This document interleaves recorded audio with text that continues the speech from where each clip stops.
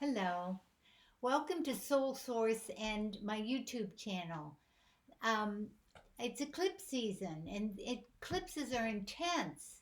But let me go back first and look at the overview of what's been going on. We are on the big picture. When I look at Pluto is in Capricorn right now, and it is Pluto's death, rebirth, transformation. Capricorn is top down government uh, control structures. And so we're having the death rebirth of government and controls. And this is a time where we're in the we're in the end of the old, the beginning of a new. And the old regime is dying and they're holding on with dear life. But it's important that we see that the year 2020, which has been so intense, has been significant.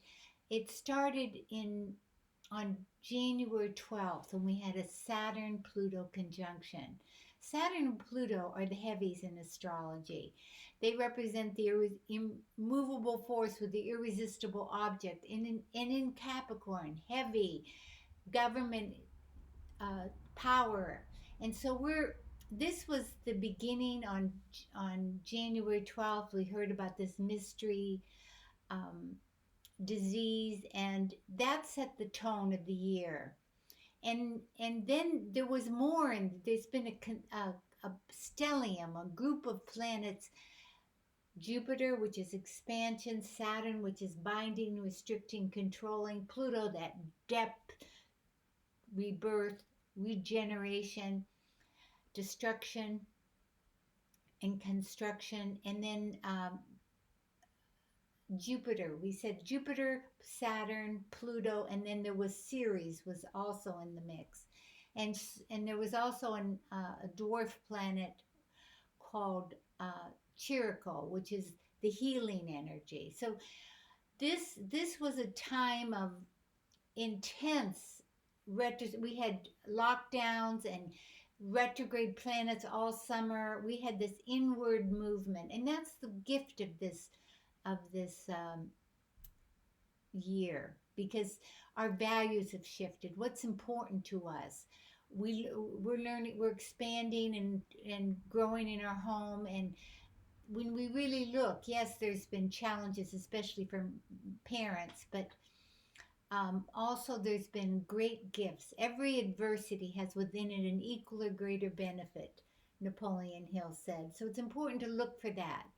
Also, as an overview, that what we're experiencing right now is Neptune is the planet of, I call him the mystical escapist, or her, and it's illusions and delusions, and it's spirituality and creativity. But this has been squaring the nodal axis, which is it's like the pulse of society. And this is Gemini North Node, um, and Sagittarius South Node. And this is the dissemination of knowledge axis. And with Neptune squaring that, we have, we don't know what's true and what's false. We have, alternative facts and fake news as a norm. And this has been going on, but this eclipses are a time of intense power and revealing. The light is shining. A full moon is a lunar eclipse, a super one, and it shows the maximum light. So we're having revealings and disclosures and secrets coming out. We also have a sense of um, there's a crisis and an opportunity, and we also have that's what this period, and these next 2 months, 2 months, there's going to be a huge shift. The We're in the season now, and it's going the lunar eclipse is on uh, November 30th, and that is at 8 Gemini, and that's at 1:30 a.m. Pacific Daylight Time. Now, what's important about 8 Gemini is when you look at the United States, it's a Sag rising and a Gemini descendant. So it's right on the descendant. And then Uranus is right there, which is the revolutionary. So this um, solar eclipse is hitting Uranus in the United States chart. So even though it's a global issue, the United States is the master power and it's affecting the world, and we're in an identity crisis, and we're in a time of shocks and revelation. I mean, the outer drama and the collective drama are so compelling right now. So this is really going to affect us in the United States. But also we have to look at what's also going on. We've had enormous retrograde movements, and they're all in on they're all moving forward, except Neptune, which will go direct on November 29th, and then the solar eclipse is on the 30th.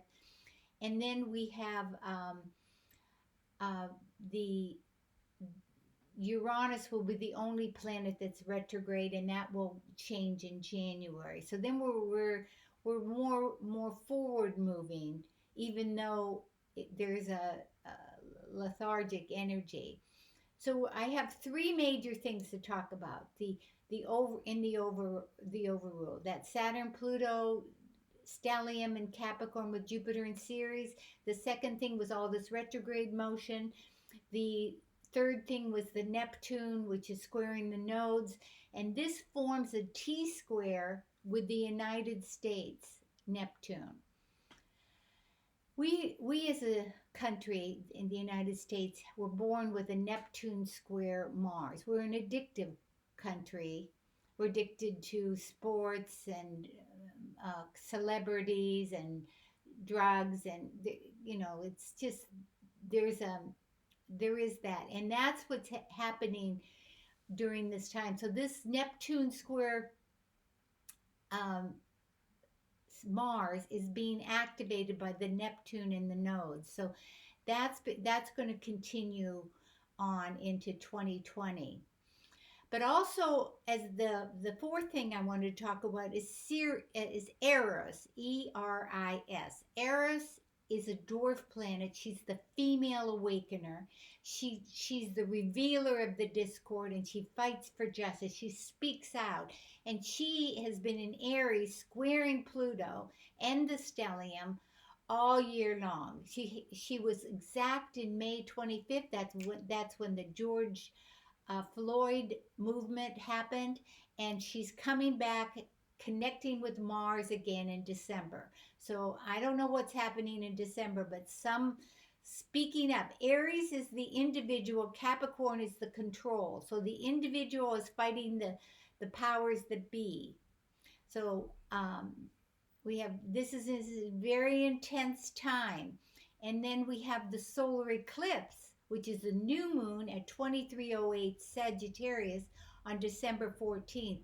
And what's interesting about that is exactly Trump's chart. He was born with the Sun in Gemini conjunct the North Node during an eclipse, and so this eclipse, this new moon South Node, is on his moon South Node, and that's loss, sadness. So adios, and and then we have what's really coming. That's the big change that's happening, is that in on December 21st, this actually the 17th and the 20th, Saturn will be conjuncting um, Jupiter. This is called the Great Conjunction, which happens every 20 years. It's happening um, on on December 21st, which is the winter solstice. So this is a time when the veils are thin, and it's a very critical time in the heavens. And this new conjunction, the Great Conjunction, is happening, which is social economic cycle. But what's important is that the last 200 years, it's been in an earth sign all but once. And now it's going to be it's happening at 0 Aquarius, and it's the beginning of a 200-year cycle of air, which is lighter, more technological, more. Aquarius is the people, the the good of the whole, and Capricorn is power structures, and so we're going to have a huge shift, and it's happening very, very soon. So, and this is and let's look at what it does personally. Personally, there's a lot of distraction. So we have to, but there's a high vibration. Even though that Neptune is squaring the nodes, we have a great spiritual light coming in. And it's important that we keep our vibration high. Watch the news, but don't become it. Just glance at it. Keep it at a distance. Know what's going on, but don't don't get all involved in it, because it's a lower vibration, and it's a drama that's happening. And knowing that this is a greater purpose, we have a the universe is friendly, and there's a universal movement that's happening right now, and that it's going to be transformative. But this Pluto doesn't leave Capricorn, in that in Capricorn until 2023. So it may take a while for this new order to be coming.